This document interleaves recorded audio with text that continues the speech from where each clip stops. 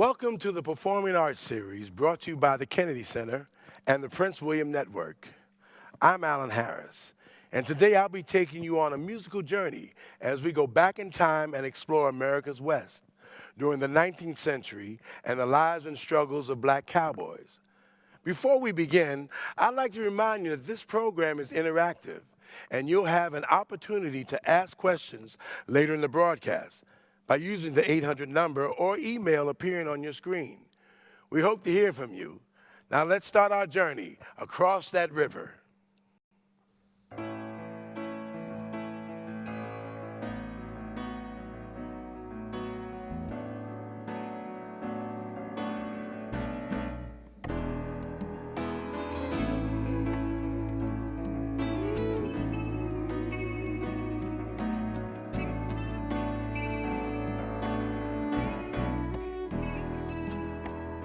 The Texas Brazos Star, April 19th, 1922. A resident colored man by the name of Blue, an ex-slave, died today. The son of unknown parents, he was born into slavery in Louisiana approximately 1842. During Blue's life, slavery continued to tear at the moral fabric of this great nation. The buying and selling of human souls polarized most every American, pitting man against man and man against nation. Our nation's wretched civil war depleted most of the livestock east of the Mississippi. Men of every race, creed, and color were desperately needed to drive 1 million head of cattle to the railroad in Abilene, Kansas. The work was hard and punishing, but Blue was skilled in the handling of horses and cattle. Blue never married nor fathered any children and was known as a kind and gentle soul. When asked prior to his death, Blue's defining moment. Now hold up there. I'm not dead yet. Why don't you leave me be? Let me tell my story my way. Now come on back when the time is right. The name's Blue. I don't have a last name that I know of. I don't even rightly remember when I was born. But I think it was a few years before that big gold rush out there in California. I reckon it was around 1842 or 43. I never really knew the woman who birthed me, but they told me it was on a place way up that big river called the Mississippi. I remember the first time I saw her when I was about 10. Master took some coats up there to be sold. I remember she was old and kind of small with thick nappy hair. I could see she recognized me too because she just stood there staring and weaving in the doorway of one of those shacks by the stables. She was clutching an old piece of blanket, which I reckon was mine. Yep, that was my mammy. That was the last time I saw her. The place I was raised on was called the McLaughlin Plantation in Louisiana. I was owned by Master Jonathan McLaughlin, who sometimes treated me a little bit better than those other slaves because I was good with them horses of his. My pappy, who I call Big Daddy, he tried his best to look out for me on that place. He was a strong, good-looking colored man who got himself in a heap of trouble by running away one night. Now, when Master Jonathan was away, Boss Man Lucius came to the place as a new overseer, and boy, he was one mean son gun. Talk had it, he had some colored blood in him. He was high yellow. He wanted to pass so bad he took it out on the slaves, especially me because I was so dark. To make money for himself, Boss Man made a deal with a dirt poor farmer across the way to breed Big Daddy to all those slaves over there. I'll never forget the night they came for him. Mama said a white man be coming in that morning, gonna drag Big Daddy away. Sold him to the next farm, gonna breed him to the stock there. I guess that's where it's gonna stay. They took baby sister up to that big house, learned her to cook and mend their things. Sometimes in the late night, underneath that staircase, sister rocks herself to sleep. Big Daddy up and ran away from that place. Bossman Lucius got so mad he rounded up a bunch of those slave hunters and went after him. I asked Mama Lala what they're gonna do if they catch him. She just pulls my head down into her lap and starts to humming.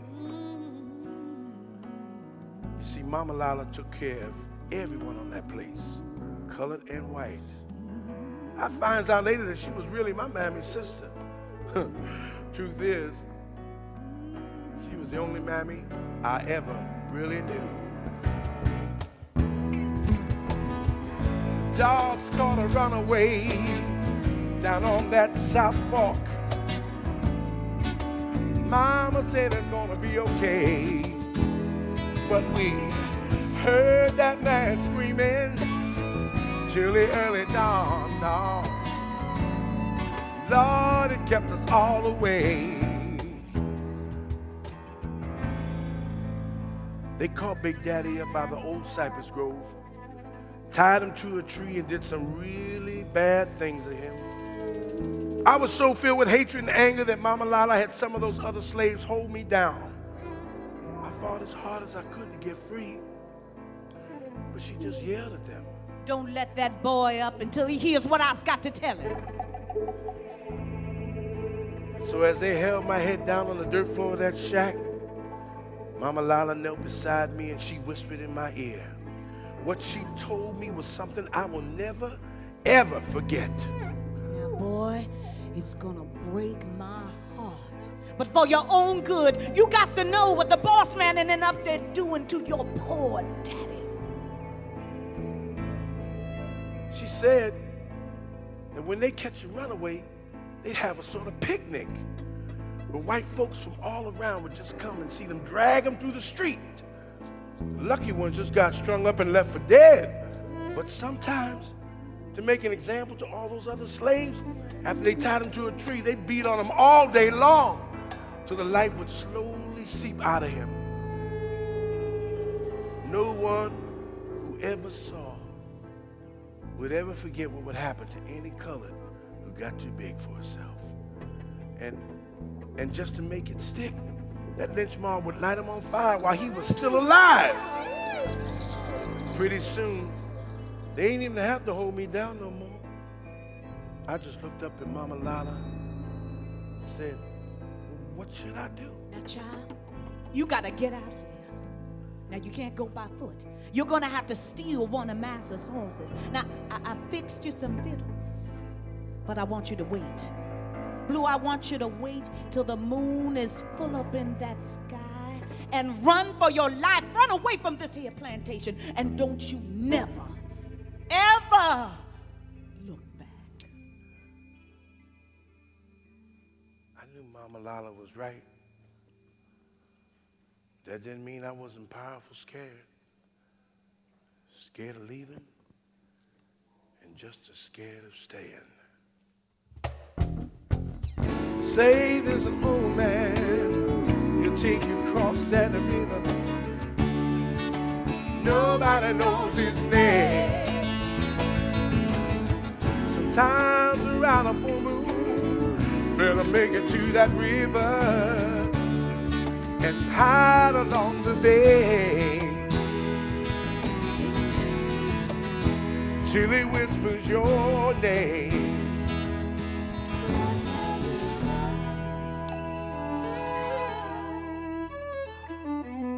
All that night, I could hear the awful cries of Big Daddy. Sometimes when I'm riding alone, I can still hear him on the wind. I know there's a free place where across that river, where those wild ponies run and play.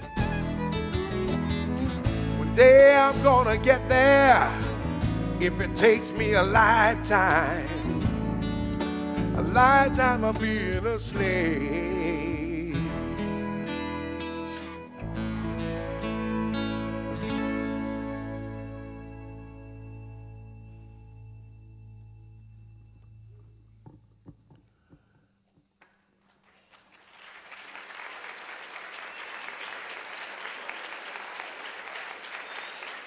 Freedom is a two-sided coin.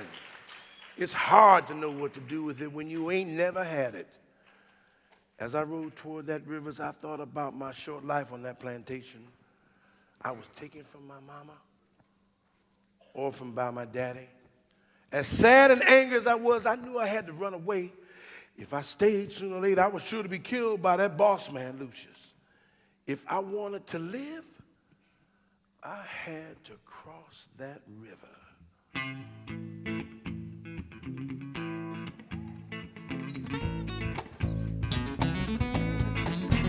Blue was dark as molasses, had hair like a buffalo, ran away from Louisiana, where he watched his foes get sold. He was angry, ooh yeah, he was scared. So he stole his master's stud horse and rode into the waves. There is freedom for the taking, if your will is hard and strong. Breaking stock and mending fences, rounding up those wild longhorns. He was angry, oh yeah, he was scared. But he tried to settle down, Lord, and live like a man. Seems like a lifetime since I crossed that river. I was running to find freedom and a better way of life. But just like Big Daddy, I was running cause there's a price on my head. Heard a storm was brewing somewhere way back east. They say brothers fighting brother, gonna set those darkies free. He was angry, ooh yeah, he was scared, cause he knew those old slave owners would soon be coming here.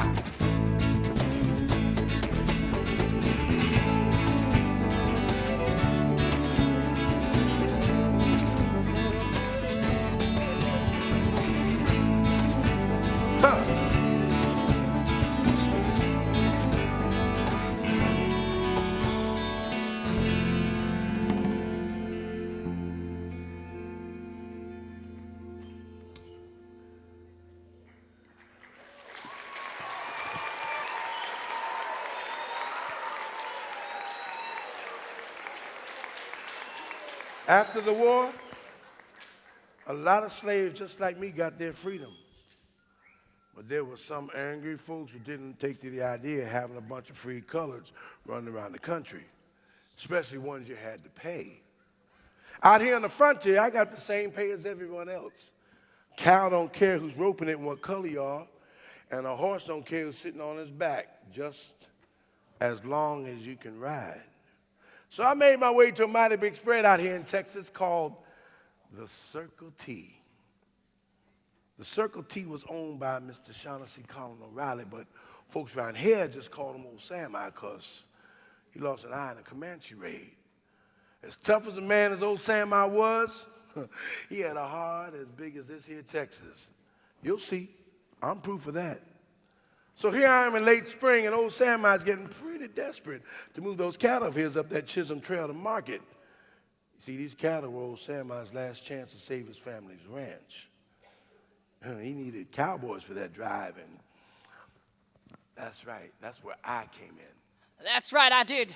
And I don't care for no discord between the races out on my trail. That goes for all of y'all. 1, 2, 3, 4.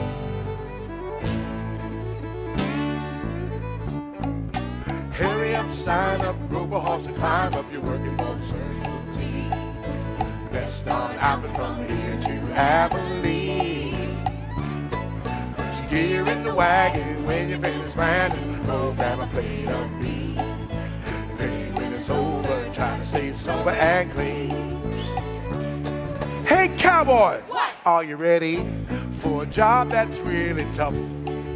The winter's cold and the summer's hot. The pay just ain't enough. Hey cowboy, What? Are you ready to eat some cattle dust? So go rope that broomtail bronc over there and show us what you've got.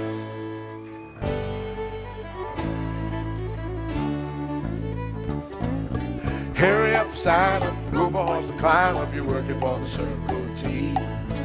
Let's start out from here to Abilene.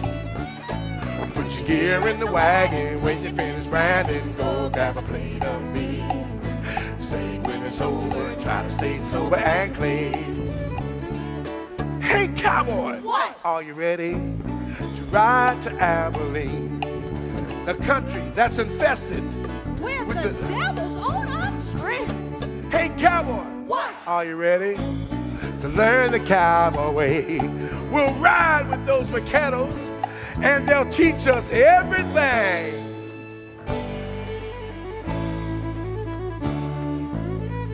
Yeehaw! That's right. Well, out here on the frontier, sure wasn't like living on that plantation where everybody was in everybody else's business, know what I mean? Shucks. You might not catch wind of a friend or a neighbor for a couple of months. But come roundup time, that circuit preacher would come around with all sorts of stuff. He preached the Bible, filled folks with fear. He sold posters out of his wagon, married people. He even buried the dead who'd been on ice for months. He also had all the gossip he gathered by way of those widows, telling all the whatnots of who did this and of who did that. But the one thing that put preacher a notch above everybody else, What? well, he could read. I tell you, I never hankered much for praying, but boy, that preacher man could really shout out of tune.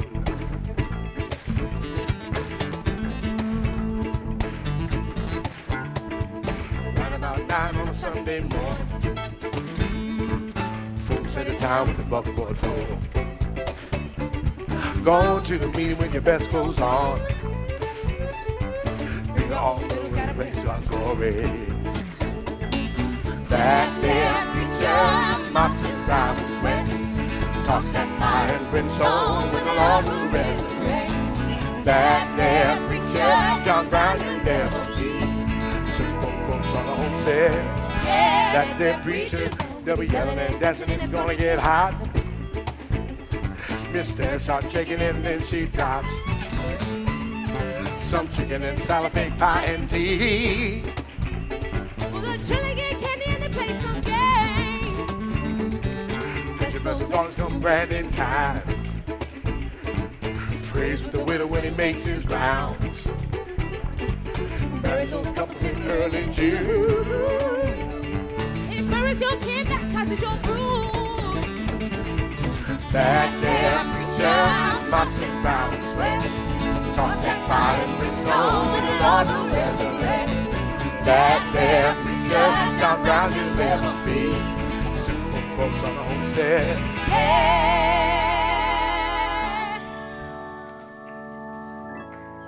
Lord, bless these doggies. Yes, Lord. And oh yeah, Lord, bless these ponies. Bless them, Lord. Yes. And Lord, bless these fine boys who are gonna cross that Potomac to Georgetown, to Chocolate City, to That's right. Abilene, whatever comes first. Yeah, preacher. And oh yeah, Lord, bless these fine looking young ladies over here. Yes, Lord. Can I get an amen? Amen. I said, can I get an amen?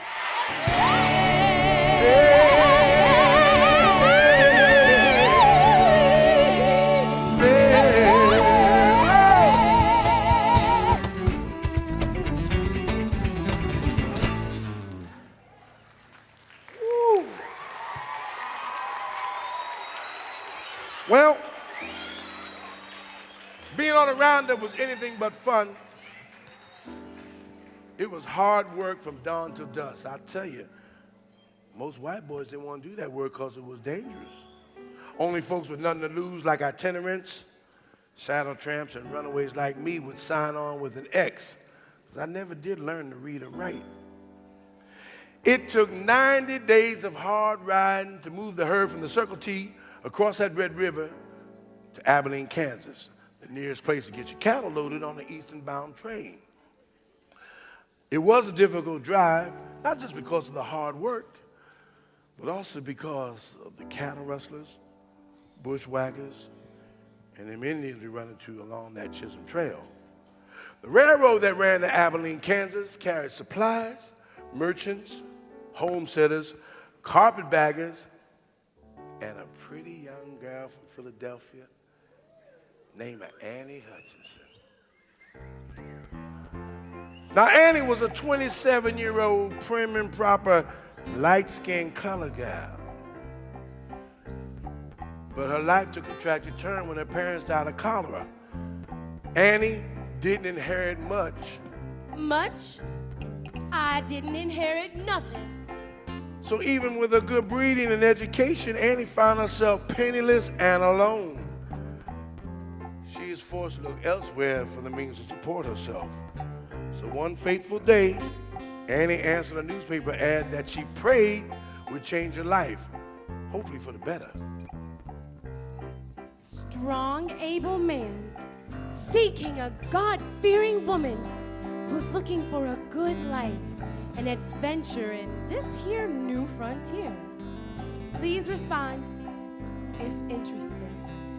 Signed, Ben Toller. Her hand grabbed the handle of that old leather satchel that contained all her petticoats and dreams. The other clutched that letter from the fella who would get her at the station in Old Abilene. I'm 20 years and 7. My folks have gone to heaven. Just a widow without any means. Then she got that Message. said, please come to Texas. take the stage that leaves for Abilene.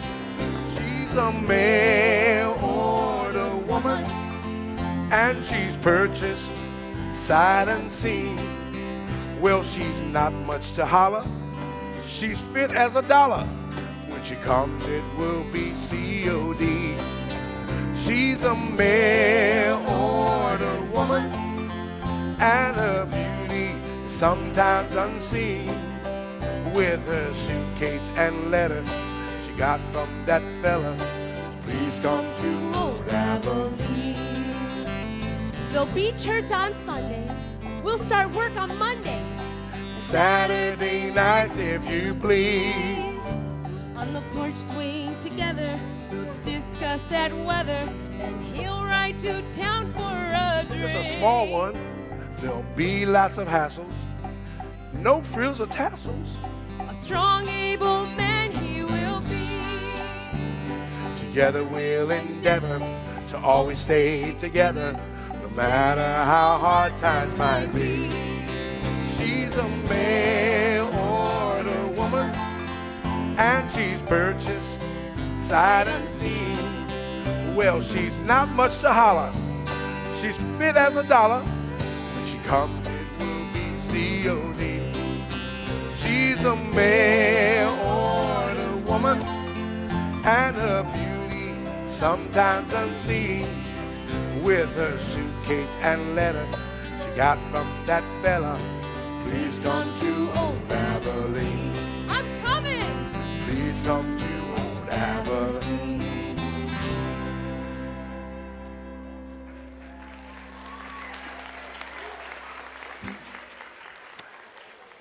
Indian Territory, a place where no man, black or white, would want to ride alone.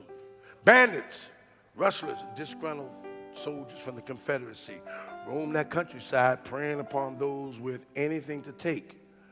The only thing between God and the grave was the American army. Now, there was one particular group of soldiers who the Indians called the Buffalo Soldiers on account of their woolly hair and all.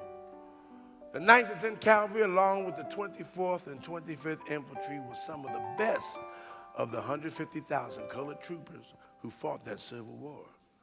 But now, the war being over and all, these men had no place to go to except out here in this wild frontier to help what the government called the pacification of the West. Yep, brave, strong, fierce, and forgotten, the Buffalo Soldier.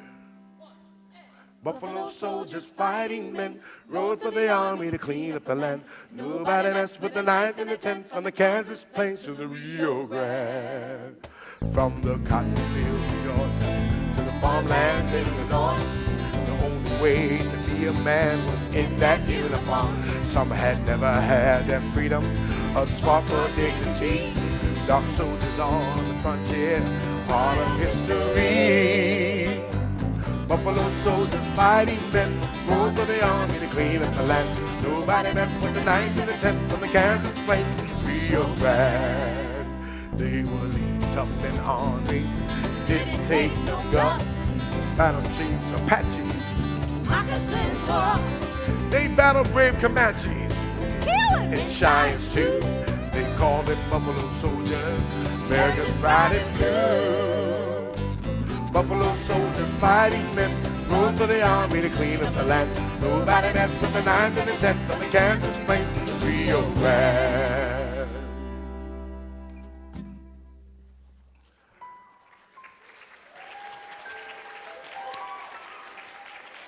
When Annie Hutchinson first stepped off that train in Abilene, Kansas, she was greeted by a fella named Jimmy, Diamond Jimmy. Jimmy learned his trade of gambling and graft on those riverboats of the Mississippi, but Annie didn't know that. So when Annie first set her tired eyes upon him, her heart soared. That is, until her dream was crushed by the gruff voice of old Ben Tuller. You Annie Hutchinson? He threw her bags up on a wagon, pulled her up by his side, and they headed off for his homestead. And life for Annie would only get harder in this godforsaken place. This once fine, educated girl from Philadelphia was now trapped in a living hell.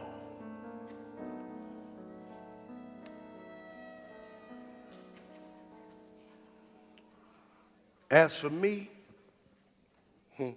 for the first time that I can honestly remember, I was a free man, thankful for all that hard work.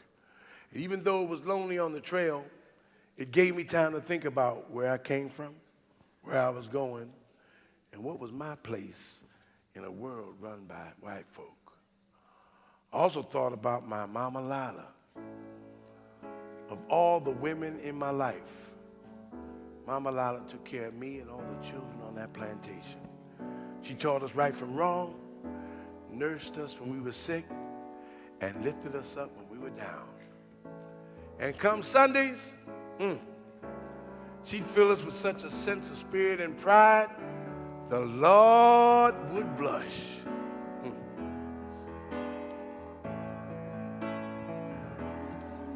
I have watched another sunrise, 60 years, give or take a few. I felt a warmth wash over me, and I knew it must be you. I have toiled down here with few complaints, no rest and no reward, knowing some fine day you soon will call me home. Yes, I'm tired of this burden, caring for your children, for I am old and barren, a worn-out slave, yet still I am woman. There is no one down here to hold them, to give them strength while I am gone. So I need for you to answer me, so I can carry on. I must believe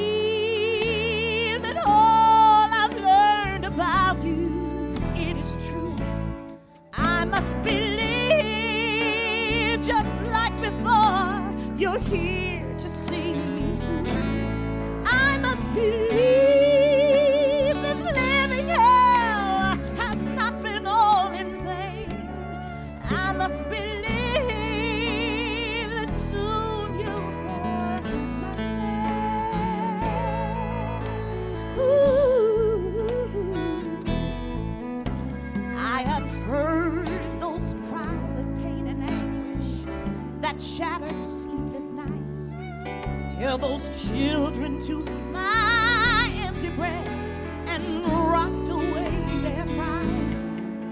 I have run these old hands through woolly hair and kissed their warm brown cheeks. And I sang those songs that praise you, hoping you would keep them safe. Now I can't keep them from their birthright of servitude and chains. Oh, but Lord, they're getting old, and soon they'll take their place amongst the down and the trodden who work their livelong day and live amongst the nameless. Like me, they'll die like slaves. I must believe that all I've learned about you, it is true. I must believe just like before, you're here to see me through. I must believe this living hell has not been all in vain. I must believe that soon you'll call my name. When a robin sings a springtime song, I believe, leaves that rustle in the early fall. I believe, mountain waters flowing over stone. I believe, sleeping kitties purring soft and low, voices drifting from the fields below. I believe, singing loud and strong on Sunday morning, like two people that when they're in love. A baby's laughter when it learns to walk, learns to talk. I must believe that all I've learned about you, it is true. I must believe, just like before, you're here to see me through. I must believe this living hell has not been all in vain. I must believe that soon you call my name. I must believe all I've learned about you, Lord, it is true. I must believe, just like before, you're here to see me through. I must believe this living hell has not been all in vain. I must believe that soon you'll call, that soon you'll call,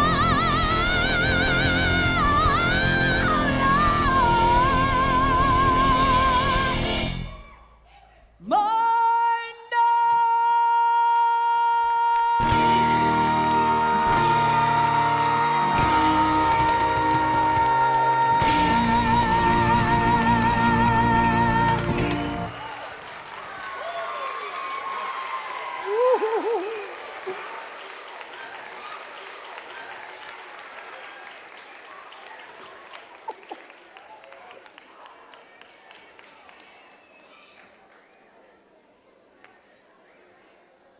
Now,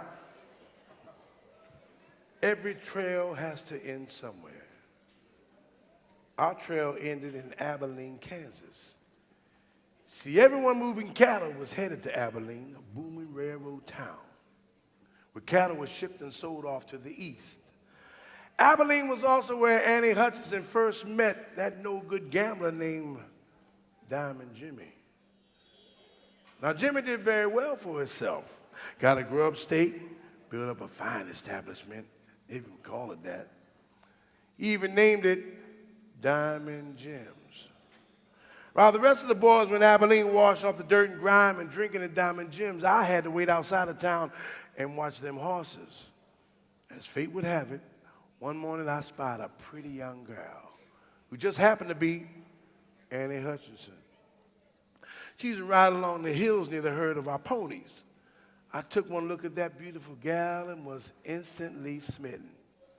But by the time old Sam I rode out to pay me, I was hopelessly in love. I galloped into town and walked straight into Diamond Jim's, where lo and behold, I saw my Annie at the poker table sitting on Jimmy's lap. My heart sank. 3, 4.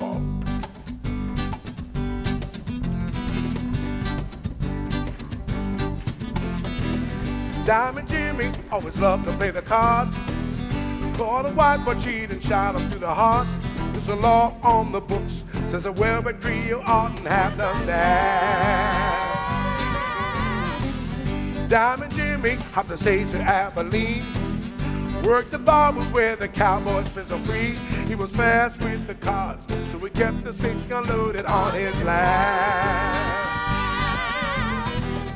Dancing Annie, she was known as Diamond's gal. Every Sunday, all the cowboys run the town. Grabbed the working girls and laid their money down. If you touch a diamond, send you straight to hell.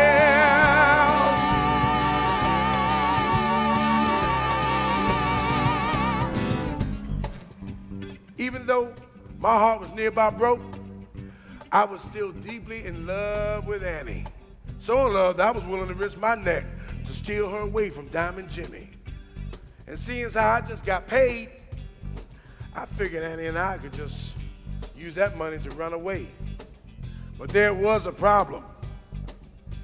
My friend on the drive, a young cowboy named Mustang Billy, he's in love with Annie too. He'd been with her in Jimmy's saloon. My hopes for an escape with Annie turned into one impossible dream. Diamond Jimmy, Mustang Billy, and me, all vying for the same gal. Mustang Billy, happy from Abilene, was a wrangler working for the Circle T. When he looked at dancing Annie, felt like he was walking in a dream. Planned to meet her when the sun be going down at the stables on the other side of town. He saved up all his earnings, gonna ask if Annie be his wife, yeah. Dancing Annie, she was known as Diamond's gal. Every Sunday, all the cowboys run the town. Grab the working girls and lay their money down. If you touch a diamond, send you straight to hell.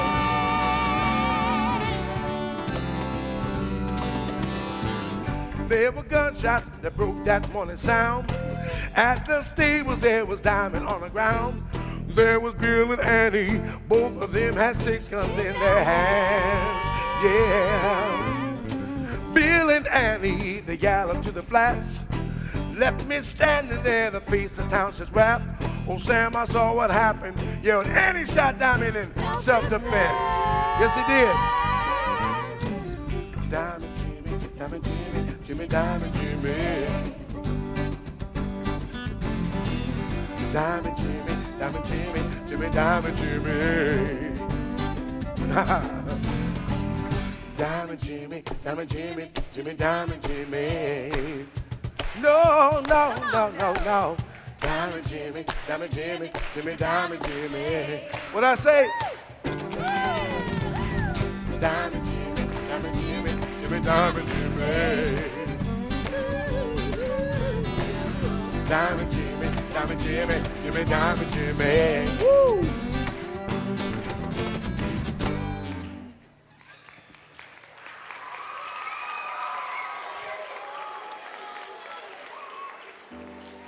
Well, when the gun smoke cleared, Diamond Jimmy was lying there stone cold dead. Well, times being what they were and all, and me being in the wrong place at the wrong time, with my gun drawn, that crowd was hollering for my neck. After all, who's gonna accuse pretty little Annie? Not me. I was in love with her and would have faced my maker just to see Annie freed of her hardships. The days I spent in jail were long, lonely, and terrifying. I was colored, so I guess they started building those gallows. About the only person to take pity on me was that preacher man. With the noose around my neck and the trap for beneath my feet. he read me the 23rd Psalm. And I remember he was at that part. He maketh me lie down in green pastures. When out of nowhere, I heard old Samurai pushing his way through the lynch mob. Let me through here. This ain't justice. You can't hang him. He belongs to me. Old Samurai climbed those gallows and declared that, and he shot Jimmy in self-defense. That was a day I never thought I'd see. A white man sparing a colored man's life. Well, people started agreeing with old Samurai and saying, I saw it too. He's innocent. Let that cowboy go. So for the second time in my life, I was a free man. Well, that's far from the end of my story. I never did see Annie again.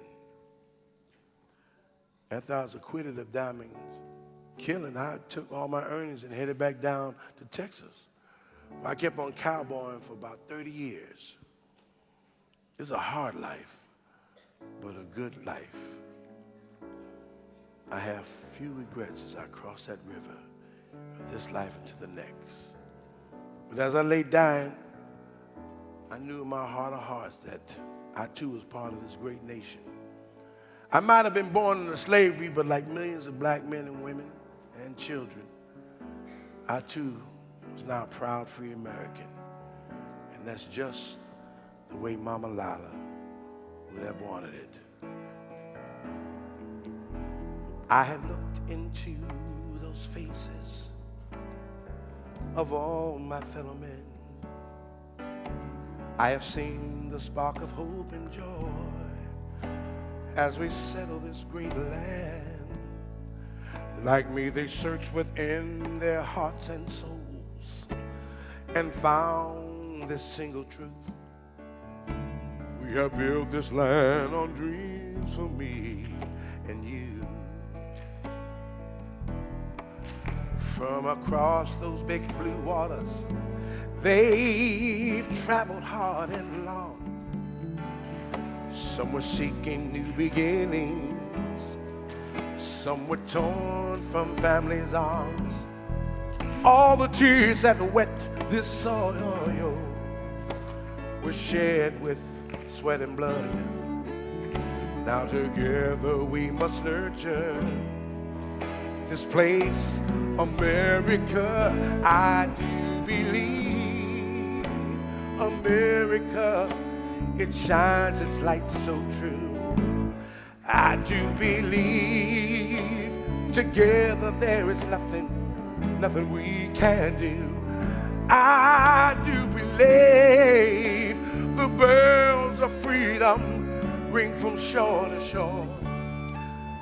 I do believe America's my home.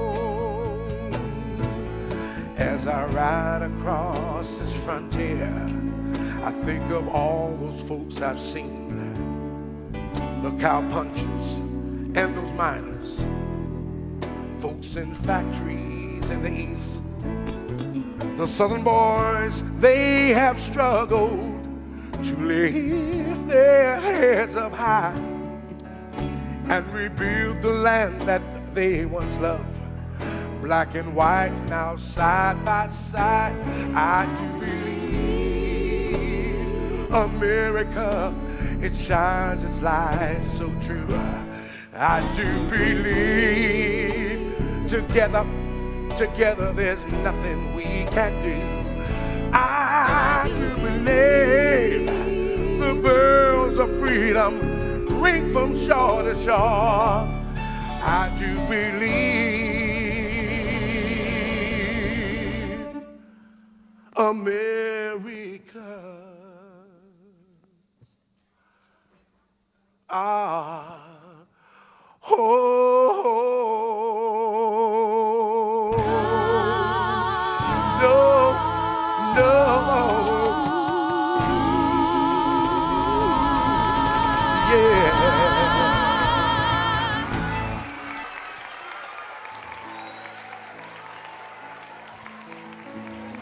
The Brazos Morning Star, April 19th, 1922. When asked prior to his death, Blue's defining moment, was to become a part of the first group of Negroes to drive cattle up the Chisholm Trail to Kansas. Blue passed away quietly, alone in his cabin. He was buried on his own land, a free man.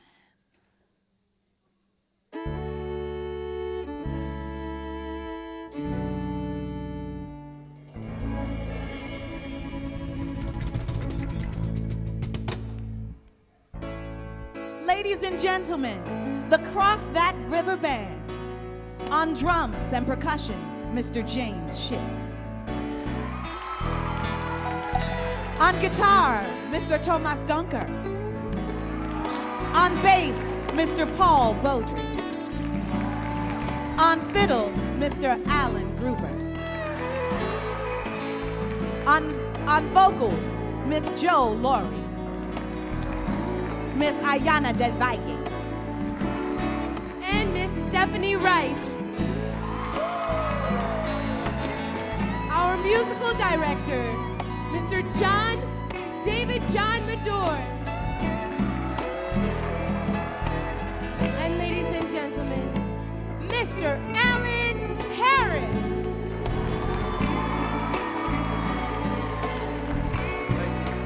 Also our writer, Andrew Wilkes, our producer, Patricia Harris.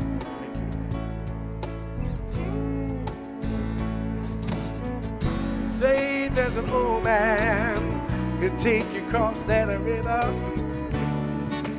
Nobody knows his name. Sometimes around a full moon, better make it to that river and hide along the bay till it whispers your name.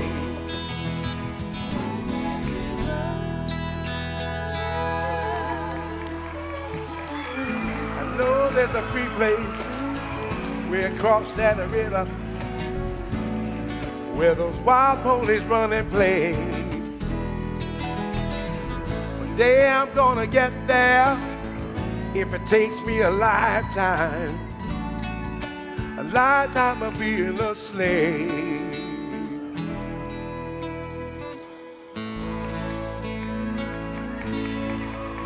Thank you.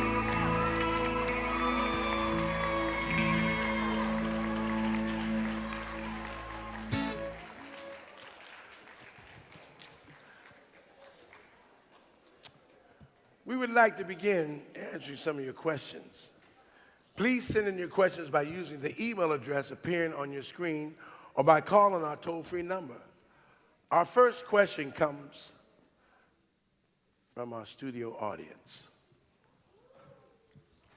Hi. If you could go back in time and live like a cowboy, would you do it? Yeah, I would. Yes, I would. There was a time where everything was equal, a 20-year period during the cattle drive where black and white, Spanish, immigrants didn't matter, you're all the same pay, yeah. An email question. Who is your favorite character in Cross That River and why? Mama Lala. Mama Lala, because she's the crux of the show. He refers back to her all the time. When he's crossing that river, when he's on the cattle trail, she's like his muse. Yeah, she's my favorite character, as you can tell by that song she just sang. We have a question from the audience. Okay, what is the difference between black cowboys and buffalo soldiers? A cowboy was someone who was a cowpuncher. He herded cattle, he roped horses, and he went on the cattle drive. Buffalo soldier is a soldier, 9th and 10th, 24th, 25th Cavalry, who were Union soldiers who were relocated out west. They weren't cowboys. We have an email. Why did you decide to write about black cowboys? Number one, I love horses. I grew up riding them. My family was horsemen for years. And just being a child, when I was a child about your age, watching movies, all I saw was John Wayne and Randolph Scott, and I didn't see many black cowboys depicted on the screen, which I knew from my upbringing that 40% of the cowboys were people of color. So I decided not to correct that, but just to empower us, black and white in America, a little bit better and help insert that into our history a little bit. I hope it works.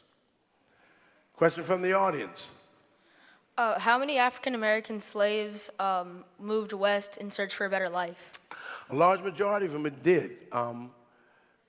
Prior to emancipation and after, it was a wide frontier. You could basically get the same pay as any white guy who could make their way out there. And you could disappear into the wilderness if you were a slave before the Civil War and get a job working on a ranch, working on the big homesteads out there. An email question. Where did you find the photos? Well, my wife and manager put that together. She goes on a site, which you can do. The wonderful thing about Googling is public domain.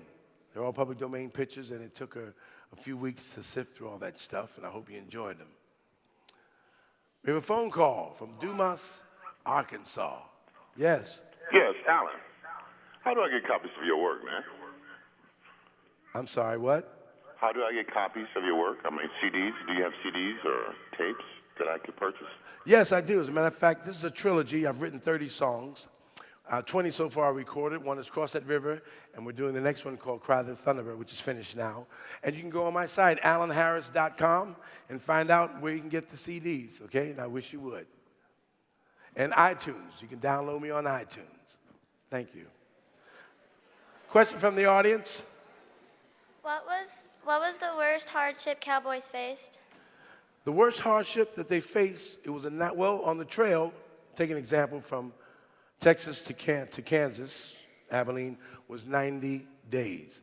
A lot of the hardship was if you hurt yourself, you broke a leg, or even if you cut yourself and got an infection, a lot of cowboys died because there wasn't really sanitary conditions. Imagine being 12 days on the saddle in the same jeans for 2 weeks and maybe taking a bath every 10 days in some creek that was dirty from the cows being upstream. That was the biggest hardship, infections. Email question. Are any of you real cowboys? No, not really. I'm a horseman. I mean, I've roped a few cows here and there, but no, it's a hard life. And if you ever had the opportunity to drag behind a herd of cattle, believe me, it's not fun. Question from the audience. Yes. What inspired you to write this program? As I said earlier, a lot of it had to do with my upbringing. When I was in school, the history books really didn't cater to the things that I loved, which was the West, and people that I knew I grew up with who were from the West, people of color. And I felt I needed to write this, just once again to empower me and hopefully to empower you children if you investigate this story a little more. A phone call. Yes. Do you, are you in this area now? Because we would like to book you like at the Actors Theater. And do you have this on DVD with here today? I wasn't clear on that. Anybody know what she said? Can you come to the, like the Scope area here in Norfolk, Virginia? I'm terribly sorry. I couldn't understand you. It's probably the reception. Okay, I'm taking another audience. We'll get back. From the audience?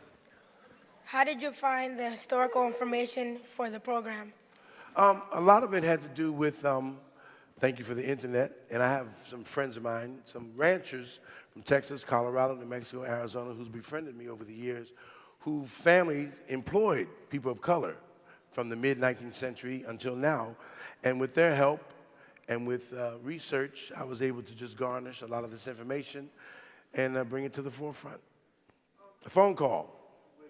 Walter Panis High School in Cortland Manor, New York. Yes, go ahead. Hi.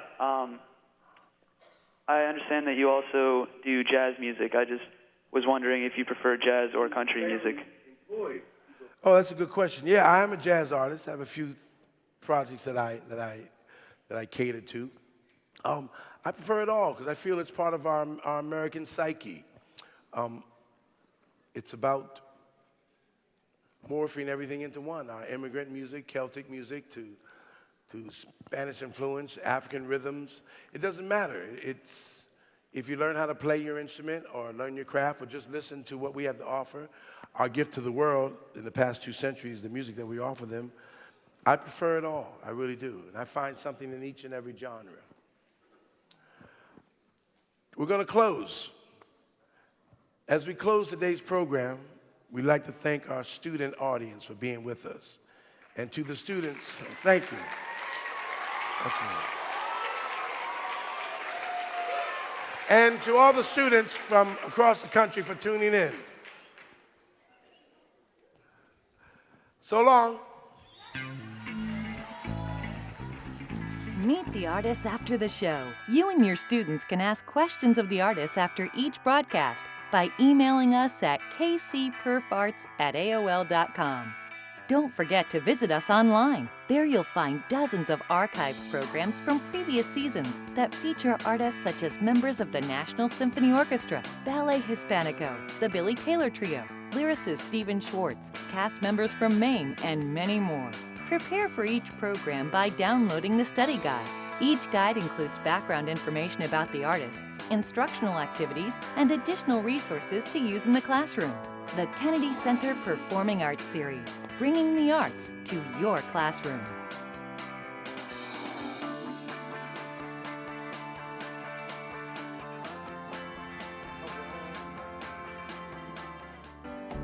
I have seen the spark of hope and joy as we settle this great land. Like me, they searched within their hearts and souls and found this single truth. We have built this land on dreams for me and you. From across those big blue waters,